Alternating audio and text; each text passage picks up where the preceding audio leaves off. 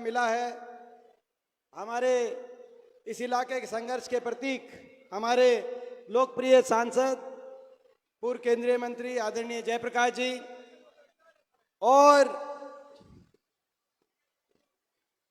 आदमपुर के होने वाले विधायक ही नहीं, आदमपुर के होने वाले विधायक ही नहीं, आने वाली कांग्रेस की सरकार में जो चौधरी भूपेंद्र सिंह हुड्डा जी के विश्वास पात्र के रूप में आप यहां से भेजेंगे तो केवल आदमपुर ही नहीं पूरे हरियाणा के अंदर मैं समझता हूं कि जिनका बहुत योगदान और बड़ी भूमिका रहेगी, ऐसा हमें पूरा विश्वास है। हमारे बहुत ही सुशील स्वभाव के धनी, बहुत ही नरम स्वभाव के धनी और बहुत व्यवहारिक, ना तो आईएएस अफसर बन जाते हैं लोग तो बहुत सातवें आसमान पे घमंड भी आ जाता है, और कई तो ऐसे हैं जो बिना बने ही घमंड आ जाता है। ठीक बात है ना? समझ गए होंगे मैं किसकी बात कर रहा हूं। लेकिन ये कैसे हरियाणा की राजनीति में बहुत बड़ा तजुर्बा हमारा हो गया। अफसरशाही सरकार के समय भी देखी, हमने विपक्ष के समय भी देखी, लेकिन ऐसा व्यवहारिक आईएएस अधिकारी मैं समझता हूं कि कोई पूरे देश में खोजने से आपको मिलेगा। ऐसे व्यवहारिक आईएएस अधिकारी ये रहे, और अब आपके आशीर्वाद से जब सेवा का मौका मिलेगा, जैसे मैंने कहा, तो मुझे विश्वास है कि आदमपुर को और आप इस इलाके को आगे लेके जाने में बहुत बड़ा योगदान इनका रहेगा।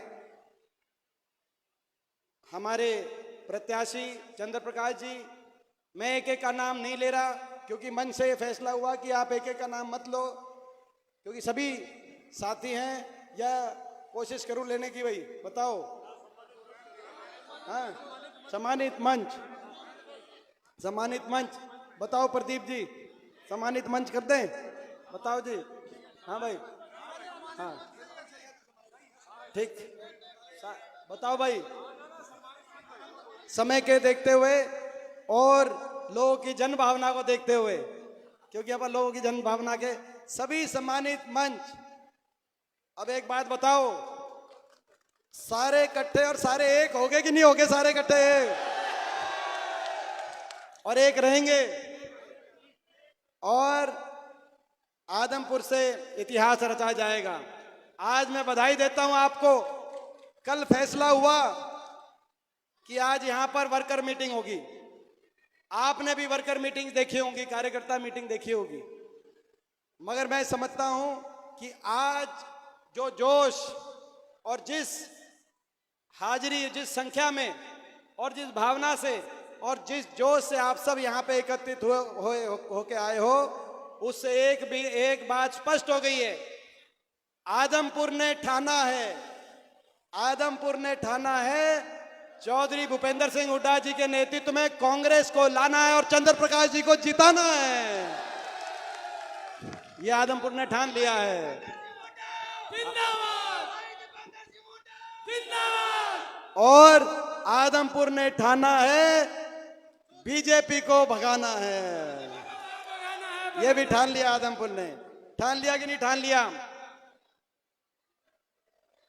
बदलाव का समय, मैंने आपको बधाई दी आदमपुर की, मैं आपको हरियाणा की बधाई भी दे रहा हूं। पिछले 3-4 दिन में हरियाणा के कोने कोने में जाने का अवसर मिला।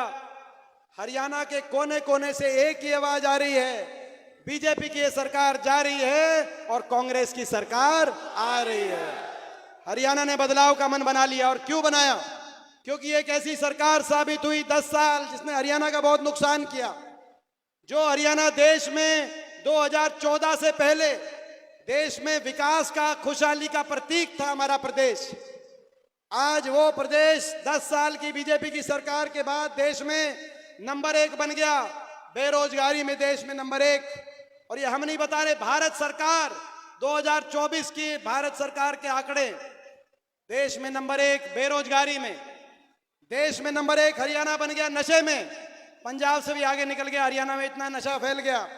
देश में नंबर 1 हरियाणा बन गया। क्राइम में, अपराध दर में देश में नंबर 1 है। भारत सरकार द्वारा बीजेपी की हरियाणा सरकार का रिपोर्ट कार्ड प्रकाशित किया गया। 10 साल के बाद हरियाणा विकास की पटरी से उतर गया, इतनी बुरी तरह उतर गया विकास की पटरी से। आज मैं बता रहा था चंद्र प्रकाश जी को कि जो ये आदमपुर मंडी में जब आते हैं और जो सड़क पे जो क्या समझ गए, और सड़क पे, और मैं कह रहा था कि जब बाई इलेक्शन था तब आते थे तो सड़क पे खड्डे दिखते थे, और बाई इलेक्शन के 2 साल बाद आए तो सड़क पे खड्डे नहीं, जोड़ दिखाई दे रहे हैं, जोड़। ये विकास की तस्वीर है। विकास होल्डिंग लगाने से नहीं होता, मैं बता देता हूं इनको। होल्डिंग लगाने से विकास नहीं होता, विकास दिखाई देता है। तो विकास की पटरी से हरियाणा उतार दिया, विकास की पटरी से आदमपुर को उतार दिया।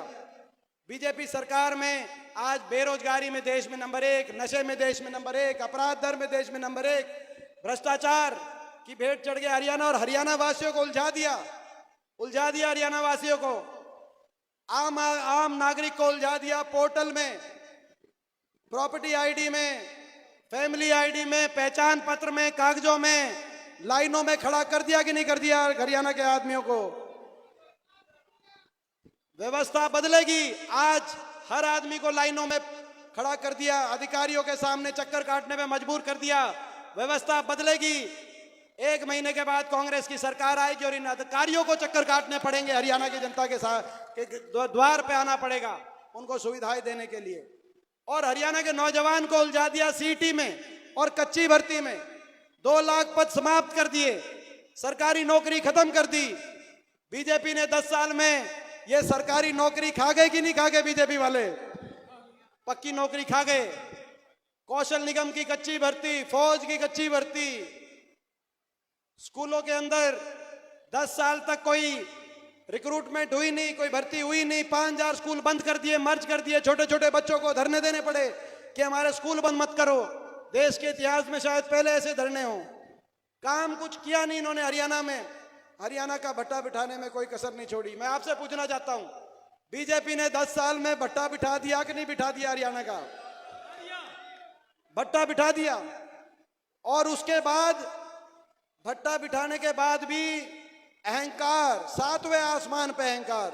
इतना अहंकार इस सरकार का कि हर वर्ग को सड़क पे ले आए और हर वर्ग का अपमान किया। कोई वर्ग ऐसा नहीं जिसको सड़क पे आना ना पड़ा हो।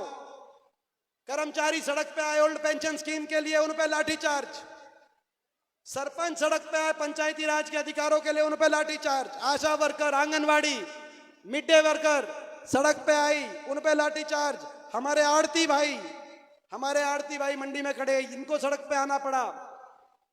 किसान 1-1.5 साल तक, लोकतंत्र में 1.5 साल तक किसान आंदोलन नहीं हुआ करते, कोई भी आंदोलन नहीं हुआ करता। 1.5 साल तक किसान सड़क पे रहा, मगर अहंकार इतना, ऐसी सरकार साबित हुई 750 किसानों की जान की कुर्बानी लेने वाली सरकार साबित हुई। और अहंकार इतना, सहानुभूति के 2 शब्द भी किसान के लिए नहीं कहे गए। सहानुभूति के 2 शब्द भी। मुझे याद है वो समय जब किसान आंदोलन चल रहा था, देश के संसद में 15 हरियाणा से सांसद जाते हैं, 14 उस समय बीजेपी के थे। मैं अकेला विपक्ष का सांसद था। आज तो आपने बहुत ताकत बढ़ा दी। हमारे 5 सांसद वहां पे बराबर के टक्कर के लोकसभा में हम हैं। उस समय लोकसभा राज्यसभा मिलाकर 15 में से 14 बीजेपी के थे। मैं अकेला खड़े होकर जब कहता था कि 750 किसानों के घर उजड़ गए, किसी का कोई बाप था, किसी का कोई बेटा था, कम से कम सहानुभूति के 2 शब्द कहो। अगर इनकी मांग नहीं मानते तो सारी बीजेपी टूट के पड़ती थी। इतना अहंकार। किसान पे कितना अत्याचार हुआ, हमारी बेटियों पे कितना अत्याचार हुआ। क्या कसूर था हमारी बेटियों का? क्या कसूर था साक्षी मलिक का? क्या कसूर था विनेश फोगाट का? उनके साथ गलत हुआ। 6 ओलंपिक विजेता बेटियां बैठी रही 6 महीने तक दिल्ली में।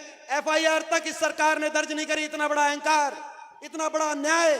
सरकार का काम होता है न्याय करना, सरकार का काम होता है न्याय करना, मगर FIR तक दर्ज नहीं हुई। इतना बड़ा अन्याय। आप सोच के देखो, आपकी अगर बहन बेटी होती तो क्या बनती है? वो देश है जहां दुश्मन की बहन बेटी को भी अपनी खुद की बहन बेटी माना जाता है। वो देश है जहां हरियाणा के कुरुक्षेत्र में बहन बेटी के मान सम्मान में महाभारत का युद्ध हुआ। ये संस्कार है इस देश के। लेकिन 6 महीने तक उनको लवारिस छोड़ दिया उस सरकार ने। दिल्ली की सड़कों पे घसीटने का काम हुआ। फिर सुप्रीम कोर्ट ने कहा कि एफआईआर दर्ज करो। हम धन्यवाद करते हैं सुप्रीम कोर्ट का। और अब दिल्ली के कोर्ट ने आरोपी मंत्री, आरोपी भाजपा के सांसद पे अब चार्जेस फ्रेम करने का काम किया है। नारा था बेटी बचाओ बेटी पढ़ाओ, मगर नारा बदल गया। नारा बन गया भाजपा के सांसद बचाओ और हरियाणा में भाजपा के मंत्री संदीप सिंह को बचाओ। नारा बदल गया। इतनी अन्यायी सरकार, इतना अहंकार। मगर इनके पास भी रिपोर्ट चलेगी, बीजेपी के पास, कि लोग परेशान हो चुके हैं 10 साल और आपके अहंकार से परेशान होकर। अहंकार तो इतना 7वें आसमान पे पहुंचा। आपको याद है लोकसभा में क्या नारा दे दिया? लोकसभा चुनाव में कह दिया 400 पार, क्योंकि हम संविधान को, बाबा साहब भीमराव अंबेडकर जी के संविधान को तोड़ेंगे। ये नारा दे दिया। लोगों ने इनका देश में घमंड तोड़ दिया। तोड़ दिया कि नहीं तोड़ दिया देश में इनका घमंड? अल्पमत में सरकार आ गई, दिल्ली की सरकार। और जब हम पहुंचे वहां पर, लोकसभा के अंदर हमारे सांसदों ने शपथ ली तो हमारे एक एक सांसद ने बोला जय संविधान।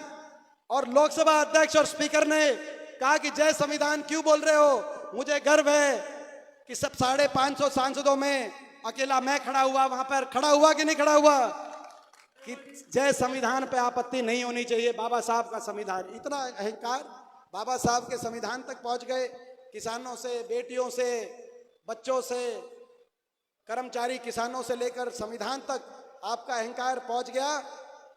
और फिर जब रिपोर्ट गई कि लोगों ने फैसला कर लिया कि लोग हरियाणा में अहंकार तोड़ेंगे, तो बीजेपी ने क्या किया? इलेक्शन, लोकसभा इलेक्शन से 1 हफ्ते पहले अपने मुख्यमंत्री का चेहरा बदल दिया। बदल दिया कि नहीं बदल दिया? जिस सेनापति के, जो आपका सेनापति 10 साल तक था, इलेक्शन से 1 हफ्ते पहले उसका, वो आपने सेनापति बदल दिया। यानी कि आप खुद मान गए कि उन्होंने हरियाणा का नुकसान किया। हरियाणा के लोगों में गुस्सा है। मुख्यमंत्री का चेहरा बदल दिया, उप मुख्यमंत्री का चेहरा बदल दिया, अपनी पूरी कैबिनेट बदल दी। ओम प्रकाश धनखड़ प्रदेश अध्यक्ष थे, उनको बदल दिया, प्रदेश अध्यक्ष बदल दिया, मुख्यमंत्री, उप मुख्यमंत्री, प्रदेश अध्यक्ष, कैबिनेट। फिर इलेक्शन की तारीख भी बदल के देख लिया। पहले 1 महीना पहले ले आए इलेक्शन, और उसके बाद 1 हफ्ते बाद फिर दोबारा से तारीख बदल दी। बदल दी कि नहीं बदल दी? बीजेपी वालों, आप कितना ही कुछ बदल दो, आपके कष्ट नहीं कटने वाले। ये हरियाणा की जनता, सरकार ही बदलेगी। मैं आपको कहना चाहता हूं, हरियाणा की जनता ने सरकार बदलने का फैसला कर लिया है और सरकार ही बदलेगी। और आदमपुर का भी इतिहास बदलेगी। बदलेगी कि नहीं बदलेगी आदमपुर का इतिहास? ये मौका है। मैं आदमपुर हल्के से कहना चाहता हूं, ये मौका, इसको चूकना मत।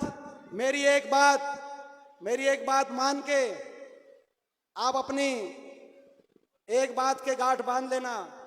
मौका है, चूकना मत। अभी नहीं तो कभी नहीं। मैं आपसे कहना चाहता हूं, मौका है। आदमपुर के सभी यहां समझ गए आप, ये मौका है, चूकना नहीं है ये। और मैं बधाई देता हूं आदमपुर की जनता को। आदमपुर की जनता को बधाई देता हूं, छत्तीस बिरादरी के, आदमपुर के हमारे। इतना आपने उपचुनाव में, जब जयप्रकाश जी उतरे थे उपचुनाव में, उस समय डामाडोल परिस्थिति थी कांग्रेस पार्टी की प्रदेश में। लेकिन धन्यवाद करते हैं शीर्ष नेतृत्व का। चौधरी उदय भान जी के हाथ में कमान आई कांग्रेस पार्टी की। हुड्डा साहब ने विश्वास व्यक्त किया।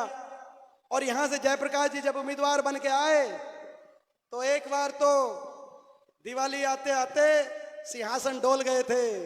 डोल गए थे कि नहीं डोल गए थे? और लोगों ने एक बड़ा फैसला किया।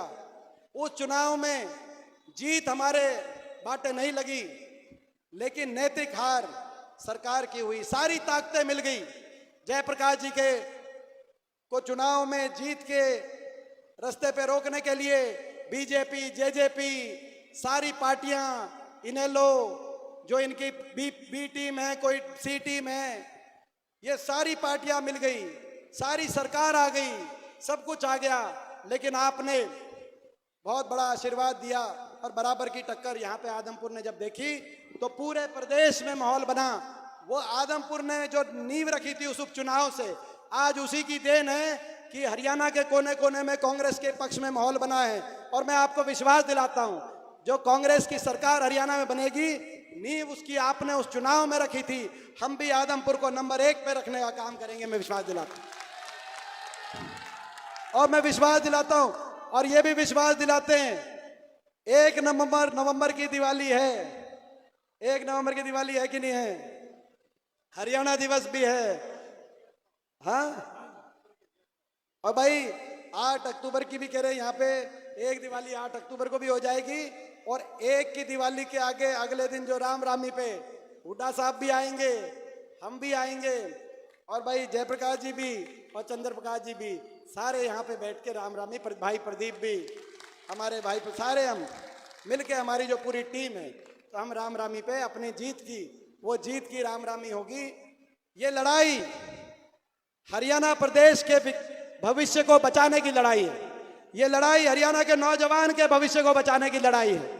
ये लड़ाई हमारे किसान के और मजदूर के सम्मान को बचाने की लड़ाई है। ये लड़ाई बाबा साहब भीमराव अंबेडकर जी के संविधान को बचाने की लड़ाई है। ये लड़ाई हरियाणा के बड़े बुजुर्गों को आज से 1 महीने बाद देश में सबसे ज्यादा 6000 बुढ़ापा पेंशन दिलवाने की लड़ाई है। ये लड़ाई कमर तोड़ महंगाई की कमर तोड़ने के लिए बिजली उपभोक्ता को 300 यूनिट बिजली में राहत देने के लिए और अपनी माताओं बहनों को 500 रुपए में गैस का सिलेंडर दिलवाने की लड़ाई है। ये लड़ाई राजस्थान की कांग्रेस अशोक गहलोत सरकार के तर्ज पर 25 लाख तक इलाज सरकारी खर्चे से गरीब आदमी को 25 लाख तक इलाज के लिए राहत दिलवाने की लड़ाई है।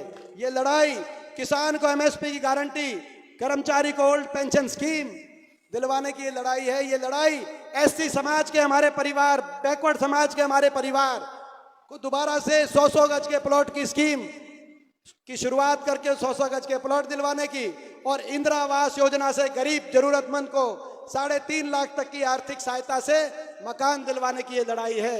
और ये लड़ाई हरियाणा के नौजवान को 2 लाख पक्की सरकारी नौकरी जो इन्होंने खत्म कर दी, और हरियाणा के नौजवान के उज्जवल भविष्य की, और हरियाणा को पूरी तरीके से नशा मुक्त बनाने की ये लड़ाई है। ये लड़ाई आदमपुर को विकास की तरफ, केवल होल्डिंग्स की तरफ नहीं, होल्डिंग्स में विकास ना दिखे। आदमपुर ये हल्का हमारा अपना हल्का है। ये हल्का आदमपुर हल्का ये हमारा अपना हल्का है। ये हमारा, मैं समझता हूं कि आप जानते हैं कि भाई हमारा लुदास गांव हमारा अपना गांव, हमारा पैतृक गांव, तो ये पूरा हल्का ये हमारा अपना हल्का है। और आपने उपचुनाव में इस पूरे इलाके में, आसपास के पूरा जो हिसार का ये क्षेत्र है, ये हमारा अपना क्षेत्र है। पीछे तो कोई कहीं से आया, कोई कहीं से आया है। पीछे तो अपा सारे ज्यादातर राजस्थान से आए, लेकिन फिर आगे कोई कहीं चला गया, कहीं चला गया। लोग बांटते इन बातों को लेकर, मगर विकास जोड़ता है, भावना जोड़ती है। मगर ये हमारा अपना हल्का है, ये मौका है। इस मौके में मुझे पूरा विश्वास है। और ये आखिरी बात मैं कहूंगा, वो समय हो गया। एक और बात मैं आपके बीच में कहने आया हूं, वोट काटुओं से बचना, वोट काटुओं से बचना। कई पार्टी ऐसी हैं, मैंने सिरसा रैली में कहा था दिसंबर में कि दुष्यंत चौटाला से बीजेपी ने समर्थन का समझौता हो गया, समझौता तोड़ने का। मैंने सिरसा रैली में कह दिया था कि नहीं कह दिया था? समझौता टूट गया। मैंने कहा था कि चुनाव में इनको अलग से भेजेंगे वोट काटने के लिए, और आपने देखा अब अभय सिंह चौटाला का समझौता पिछले 10 साल से चल रहा है बीजेपी के साथ। वो तो पिछली बार इनकी 1 ही सीट आई और भतीजे की सीट आ गई 10 जेजेपी की। अगर इनकी 1 भी सीट इनसे ज्यादा आ जाती तो रेस लगाने को तैयार थे कि भाई बीजेपी को जाके कौन सा पहला समर्थन पत्र अपना पकड़ा के आता। आज आपने देख लिया पूरे सिरसा में बीजेपी ने, अभय सिंह चौटाला ने, गोपाल कांडा ने मिलकर टिकटें बांटी सिरसा में। और एक हमें दुख की बात है, मिलकर टिकटें बांटी, खुले तौर पे मिलकर चल रहे हैं। अब चोरी पकड़ी गई तो चोर चोर चिल्ला रहे हैं। चोरी तो पकड़ी गई आपकी, बहुत पहले पकड़ी गई। अभय सिंह जी को मैं कहना चाहता हूं, वोट काटू की जो जिम्मेदारी बीजेपी ने आपको दी है, लोग वो जिम्मेदारी पूरा नहीं करने देंगे। हरियाणा में 2 ही मुकाबले होंगे, कांग्रेस का बीजेपी के साथ मुकाबला होगा और जेजेपी और इनेलो का नोटा के साथ मुकाबला होगा। आज मैं उनको कहना चाहता हूं, ये वोट काटू उम्मीदवार आ सकते हैं, कहीं कहीं आ सकते हैं। सिरसा में क्या हुआ मैं कहना चाहता हूं, सिरसा के अंदर हमारे एक बैकवर्ड समाज के बीजेपी के जो उम्मीदवार अकेले, जो हमारे जांगीड़ ब्राह्मण समाज से अकेले उम्मीदवार थे प्रदेश में, उनको जो है कल आपने देखा उनकी टिकट काटने का काम गोपाल कांडा के पक्ष में वहां किया। नलवा में क्या हुआ आपने देखा, हमारे एक और बैकवर्ड समाज के उम्मीदवार की टिकट आपने देखा किसने काटने का काम किया नलवा से, आपने देखा वहां से टिकट काटने का काम किया।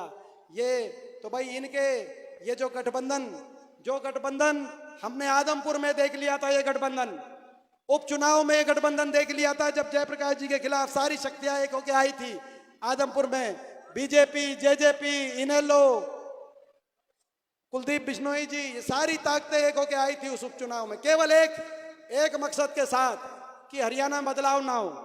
लेकिन अब ये दोबारा से सारी ताकतें आएंगी, इन वोट काटुओं का से बच के रहना। बच के रहोगे कि नहीं बच के रहोगे वोट काटुओं से? मैं बधाई देता हूं आपको।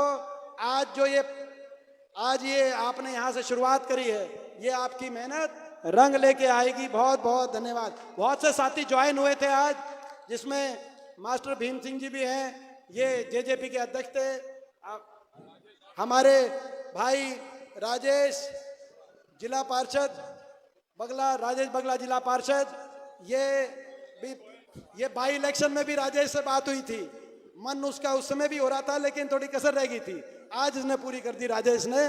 तो भाई राजेश ज्वाइन हुए। संदीप गोयल व्यापार मंडल के जो उप प्रधान हैं मंडी के, वो भी आज शामिल हुए हैं। और सभी ये भीम सिंह जी जेजेपी के प्रदेश और अपना हल्का अध्यक्ष थे, सारी इनकी टीम और भी जो सारे साथी शामिल हुए हैं, सबका बहुत बहुत स्वागत, बहुत बहुत धन्यवाद। जय हिंद, जय राम जी की, जय आदमपुर की।